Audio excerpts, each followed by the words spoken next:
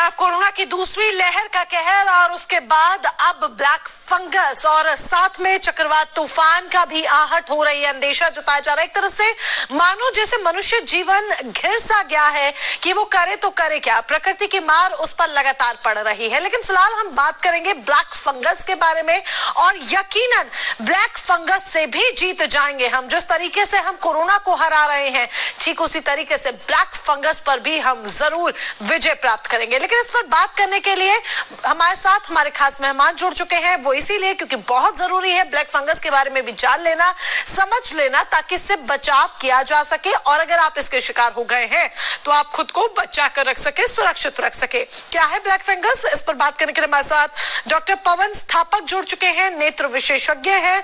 हमारे साथ doctor Anil Bansal DMA के पूर्व अध्यक्ष जुड़े हैं।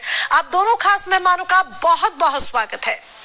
सबसे पहले मैं डॉक्टर अनिल आपका रुख करना चाहूंगी। सबसे पहले तो ये बताइए कि ब्लैक फंगस है क्या, आम भाषा में थोड़ा समझना चाहेंगे ताकि जो जनता है, जो दर्शक हैं, वो भी इसको इजीली समझ सके। जो है फंगस क्या होती, आप देखेंगे कि हमारे देश में हर साल जब बारिशों के बाद हवा में नमी होती है तो जगह जगह छोटे छोटे फफूंदी के वो पौधे से निकल जाते हैं, या हमारे शरीर में जांघों में बगल के अंदर टीनिया इन्फेक्शन हो जाता है। इसी तरह से कि ब्लैक फंगस है जो कि हवा में, मिट्टी में या खराब जो फूड होते हैं, सड़े हुए फल जो होते हैं उनके अंदर होते हैं और वहां से तेज से ग्रो करते हैं। अब हमारे देश में क्योंकि महामारी फैली हुई है, कोरोना का पेंडेमिक के अंदर बहुत तेजी से मरीज बीमारी से ग्रसित हो रहे हैं, तो ऐसे में स्टेरॉइड भी बहुत ज्यादा यूज हो रहा है। हमारे यहाँ देखिए इंडिया में 50% से ज्यादा तो अनक्वालिफाइड डॉक्टर हैं जो कि हर मरीज को स्टेरॉइड देते हैं।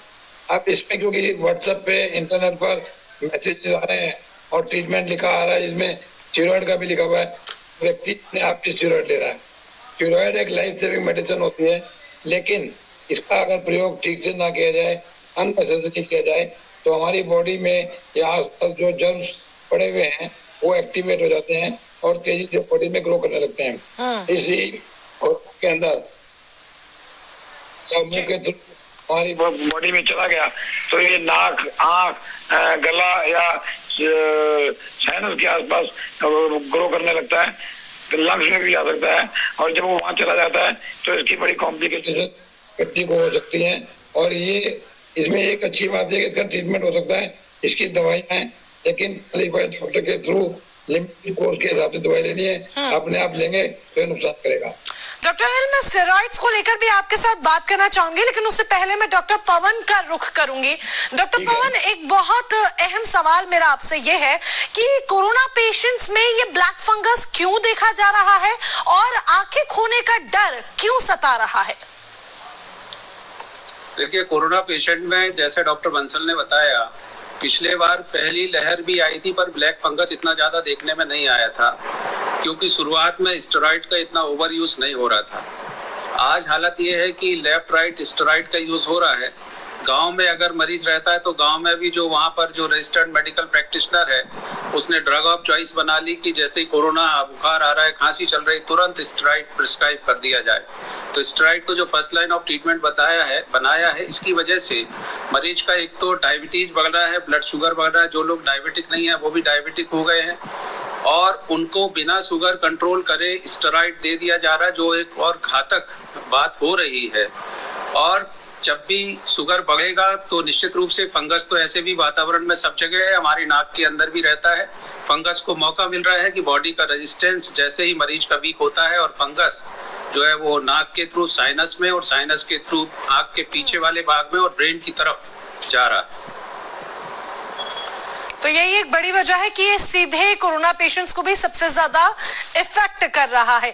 और डॉक्टर अनिल, जिस तरीके से अभी मैंने स्टेरॉइड्स को लेकर आपको कहा था कि सवाल है, जरूर पूछना चाहूंगी। देखिए, उन्होंने भी कई जानकारी दी, उसमें भी स्टेरॉइड्स का कहीं ना कहीं जिक्र आया। स्टेरॉइड्स हमारी बॉडी के लिए कितने हानिकारक साबित होते हैं और ऐसा क्यों? जब ये हानिकारक है तो फिर डॉक्टर्स स्टेरॉइड्स पर आजकल क्यों तवज्जो दे रहे हैं, क्यों जोर दे रहे हैं, जबकि कोरोना पेशेंट्स में भी हम देख रहे हैं कई केसेस हमारे सामने ऐसे सामने आए जिसमें स्टेरॉइड्स की डोज ज्यादा होने की वजह से कोरोना पेशेंट की हालत खराब हुई या फिर डेथ हुई। ये कोर्टिकोस्टेरॉइड या स्टेरॉइड जो दवाई होती है, ये एक लाइफ सेविंग दवाई है और बहुत इमरजेंसी के अंदर जुडिशली यूज करनी होती है। इसको एक तरीके से बढ़ाना होता है, फिर छोड़ना भी धीरे धीरे होता है, सडनली नहीं छोड़ना होता, क्योंकि ये इसकी वजह से हमें sense of artificial sense of wellbeing लगता है, हमें लगता है कि हम बहुत अच्छे हो गए, लेकिन अंदर ही अंदर जो बैक्टीरिया, वायरस या फंगल स्पोर अंदर पड़े हुए हैं, वो ऐसे मौके में तेजी से फैलते हैं।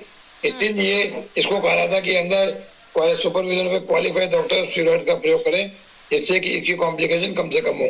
आप देखेंगे जो ये प्लेयर होते हैं, एथलीट्स होते हैं, इनका जब डोप टेस्ट होता है तो उसमें ये देखा गया कि ये स्टेरॉइड ले रहे हैं। स्टेरॉइड लेने से एक बार लगता है कि मुझे ताकत आ गई और मैं अच्छे से काम कर सकता हूँ, लेकिन अल्टीमेटली वो बोन्स को, बॉडी को और कई चीजों को नुकसान पहुंचाता है।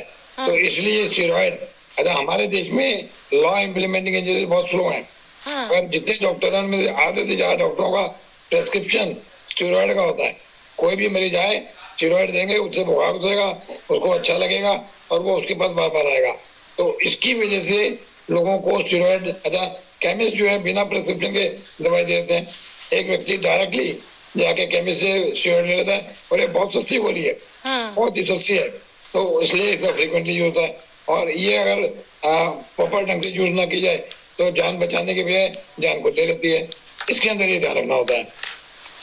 अच्छा, एक चीज और अहम हो जाती है कि क्या ब्लैक फंगस का शिकार सिर्फ वही लोग हो रहे हैं जो अस्पताल में हैं, आईसीयू में हैं, या फिर होम आइसोलेशन में जो लोग हैं उनको भी ब्लैक फंगस का खतरा है? डॉक्टर अनिल, देखिए, खतरा तो जब कोरोना हो गया, कोविड हो गया, तो रेजिस्टेंस पावर हमारी कम हो जाती है, तो अपॉर्चुनिस्ट बैक्टीरिया, वायरस, हवा में जो है फंगस, ये कभी भी बॉडी में घुस सकते हैं। पहले क्योंकि इसके बारे में डायग्नोसिस नहीं हुआ था, अब जब अस्पताल में लोगों को देखा गया कि ब्लैक फंगस फैल रहा है, तो उनका डायग्नोसिस हुआ।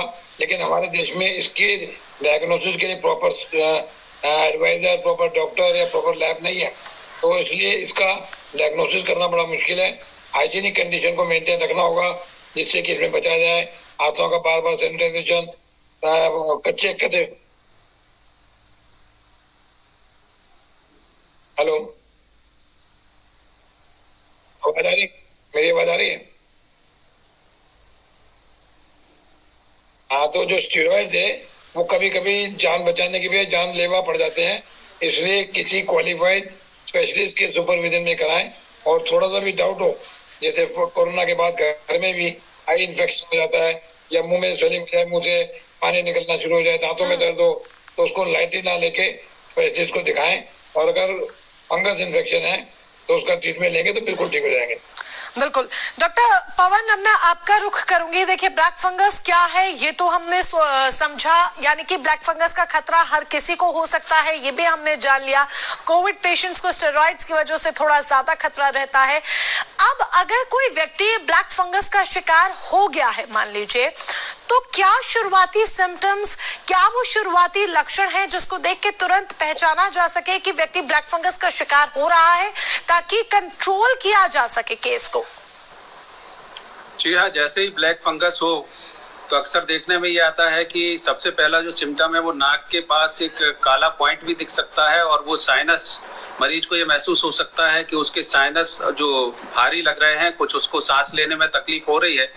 और जो आंख जो है उसमें अगर थोड़ा भी प्रोप्टोसिस होने लगे, आंख अगर बाहर की तरफ निकलने लगे, आंख लाल होने लगे और ऐसा लगने लगे कि आंख भारी है, आंख की तरफ दर्द होने लगे कुछ, तो समझना चाहिए कि अगर कोरोना हुआ है।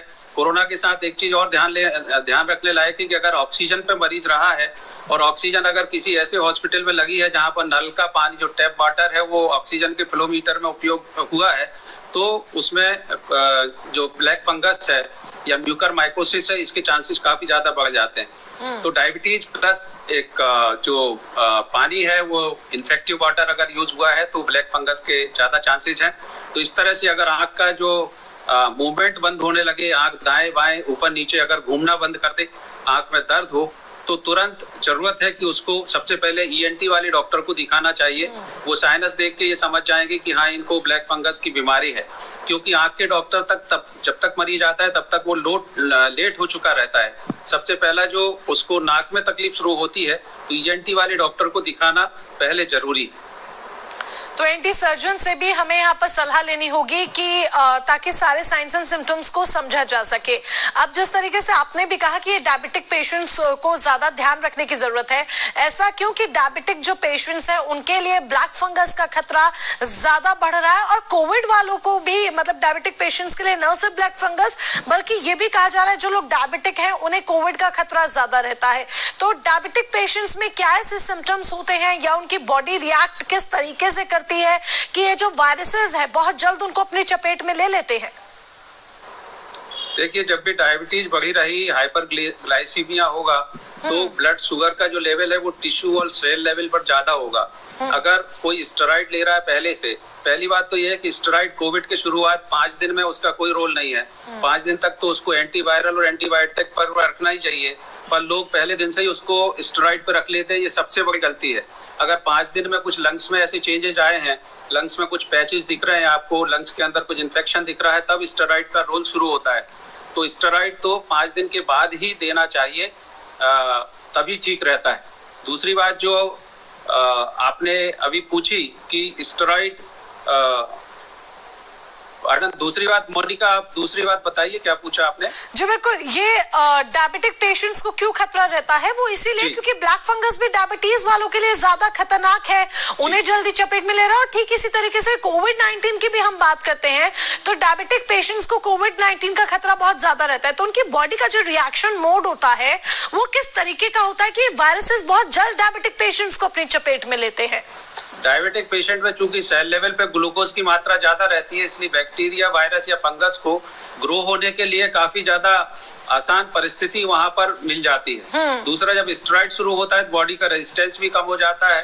बॉडी का रेजिस्टेंस कम होने पे फंगस को भी ग्रो होने का मौका मिल जाता है।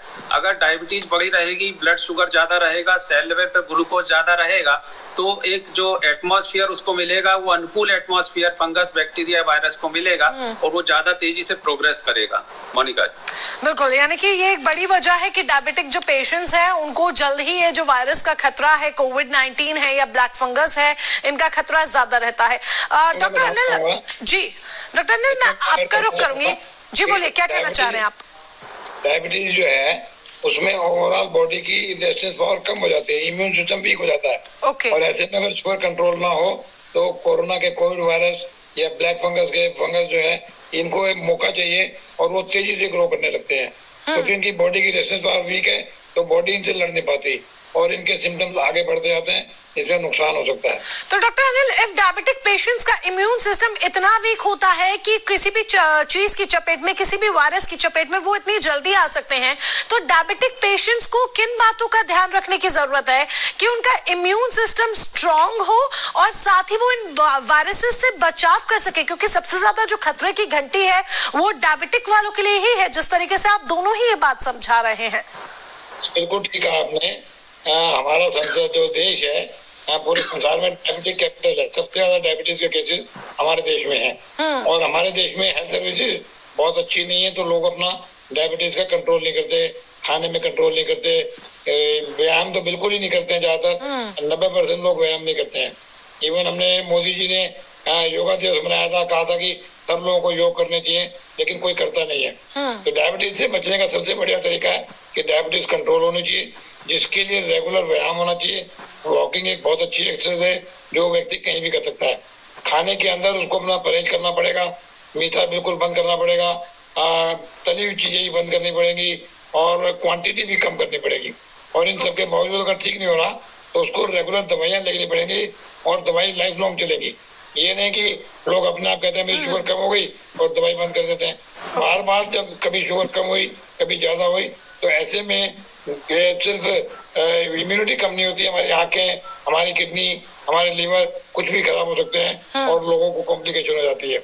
ऐसे में अगर स्टेरॉइड दे दें जो कि विदाउट मेडिकल सुपरविजन अपने आप लोग ले रहे हैं, तो ये सोने पे सुहागा हो जाता है और ज्यादा इन्फेक्शन तेजी से बढ़ के मरीज की लाइफ को खतरे में डालता है। ओके एक और चीज मैं यहाँ पर पूछना चाहूंगी कि जैसे ब्लैक फंगस डॉक्टर अनिल मान लीजिए हो गया है, तो शुरुआती सिम्टम्स के लिए ईएनटी डॉक्टर की भी हमें सहायता लेनी पड़ेगी, जिस तरीके से डॉक्टर पवन ने समझाया। अब मान लीजिए हो गया है ब्लैक फंगस, तो फिर कौन सी चीजें हैं जिनका ध्यान रखने की जरूरत है, और वो कौन सी चीजें हैं जो बिल्कुल भी पेशेंट को नहीं करनी है, जो उसके लिए हानिकारक साबित हो सकती है, ताकि वो इस जंग को भी लड़ सके, डटकर इसका सामना कर सके और इस जंग को भी जीत सके। ये बिल्कुल जीत सकता है, क्योंकि इसमें एक अच्छी बात यह है कि इसके अगेंस्ट दवाई है। जैसे कोरोना के अगेंस्ट कोई दवाई नहीं है, हम अंदाजे से दे रहे हैं। अगर ये डायग्नोसिस हो तो एंटी फंगल दवाइयां हैं, लेकिन वो सिर्फ क्वालिफाइड डॉक्टर को प्रॉपर डोज में देनी है। अगर नहीं देंगे तो डिजीज ठीक नहीं होगा और कॉम्प्लिकेशन करेगा। साथ ही साथ हाइजीनिक कंडीशन मेंटेन करनी है, हैंड सैनिटाइजेशन करना है, धूल मिट्टी में नहीं जाना है, सोशल डिस्टेंसिंग रखनी है। क्योंकि जब आप सोशल डिस्टेंसिंग रखेंगे, किसी गैदरिंग में जाएंगे, वहाँ जमीन में मिट्टी पड़ी हुई है जिसमें फंगस है, वो उड़ेगा, उड़ के आपकी नाक और मुंह से आ सकता है। हेल्दी डाइट खाएं, जो कि कोरोना भी खानी है, और इन प्रिकॉशंस को लेंगे और अपने क्वालिफाइड डॉक्टर से ट्रीटमेंट लेंगे तो ब्लैक फंगस इनिशियल लेवल में कोई नुकसान नहीं पहुंचा पाएगा और आप ठीक हो सकते हैं।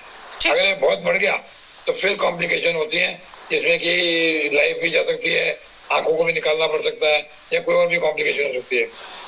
डॉक्टर पवन, क्या क्या कॉम्प्लिकेशंस आ सकती हैं? हालांकि डॉक्टर नल ने कुछ कॉम्प्लिकेशंस का जिक्र किया, थोड़ा डिटेल से हम समझना चाहेंगे। अगर ब्लैक फंगस के केस को सही तरीके से ना संभाला जाए, या पेशेंट की तरफ से मान लीजिए अपनी सेहत का पेशेंट सही तरीके से ध्यान नहीं रख पा रहा है, या कोई भी दिक्कत हो रही है, तो क्या कॉम्प्लिकेशंस फेस करने पड़ सकते हैं?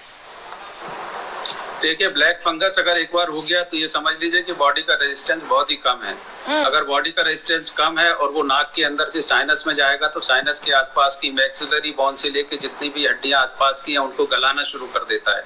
ना सिर्फ इतना करता है, आंख के आसपास का जो फैट है, आंख के गोले के आसपास जितना फैट है, उस फैट में जो फंगस है वो फैलने लगता है। जो आंख की जो सेंट्रल रेटिनल आर्टरी है उसको ब्लॉक कर, उसको प्रेशर की वजह से उसको भी फर्क पड़ता है और मरीज को दिखना बिल्कुल बंद हो जाता है। चारों तरफ से जब फंगस इकट्ठा हो जाता है, आंख के अंदर इन्फेक्शन बढ़ता है, और वो जो इन्फेक्शन है वो वहाँ ऑप्टिक नर्व के थ्रू ब्रेन में पहुंच जाता है। और ब्रेन में अगर एक बार इन्फेक्शन पहुंचता है, it is very difficult to control, क्योंकि वो ब्रेन में पहुंचने के बाद उसको और हाइपरग्लाइसीमिया है, वहाँ डायबिटीज भी बढ़ा हुआ है, शुगर लेवल उसके अनुकूल मिल रहा है, और वो ब्रेन में काफी तीव्रता से फैलता है। ऐसे समय में जब साइनस से अगर आंख के पास पहुंचता है तो आंख का एक्सेंट्रेशन करना मजबूरी रहती है और उस आंख को निकालना पड़ता है, जिससे कि वायरस का जो फंगस का जो लोड है वो कम हो, और फंगल लोड कम होने से फंगस की ब्रेन में पहुंचने की संभावना ना रहे। अगर मान लीजिए कि उसके बाद भी पेशेंट का अगर ब्रेन की तरफ फंगस जाता है तो ब्रेन सर्जरी करने की भी आवश्यकता रहती है। ज्यादातर अगर एक बार ब्रेन की तरफ जाए तो मॉर्टेलिटी काफी ज्यादा है और मृत्यु लगभग निश्चित होती है अगर ब्रेन की तरफ फंगस पहुंच जाता है। तो ये एक भयावह डिसीज है जिसके कॉम्प्लिकेशन काफी ज्यादा हैं। सावधानी रखने और इसलिए बहुत जरूरी है कि सावधानी बरते। चलिए, आप दोनों खास मेहमान हमारे साथ जुड़े, इतने डिटेल्ड आपने नॉलेज दी हमारे दर्शकों को, उसके लिए बहुत बहुत धन्यवाद आपका। देखिए, इस कार्यक्रम का मकसद पहली बात आपको डराना नहीं था कि आप कॉम्प्लिकेशन सुनकर डर जाए। हमारा मकसद आपको सजग करना है, आपको समझाना है कि आपकी सेहत कितनी ज्यादा जरूरी है आपके लिए। अपनी सेहत का ख्याल रखें, स्वस्थ रखें, बचाव करें। प्रकृति आपका इम्तिहान ले रही है, स्वास्थ्य पे आकर बनी हुई है, इसलिए बहुत ज्यादा जरूरी है कि आप न सिर्फ अपना बल्कि अपने परिवारजनों का भी ख्याल रखें। और जिस तरीके से कोविड से हम जंग लड़ रहे हैं, यकीनन ब्लैक फंगस से भी हम ये जंग लड़ेंगे और उसी तरीके से जीतेंगे जिस तरीके से कोविड को हम जीत रहे हैं। कोविड की जंग पर हम जीत प्राप्त करें, ठीक उसी तरीके से यकीनन इस जंग पर भी जीत प्राप्त कर लेंगे। हम अपना ख्याल रखें, अपने घर में रहें, सुरक्षित रहें, बचाव करें। फिलहाल के लिए बस इतना ही। जय हिंद।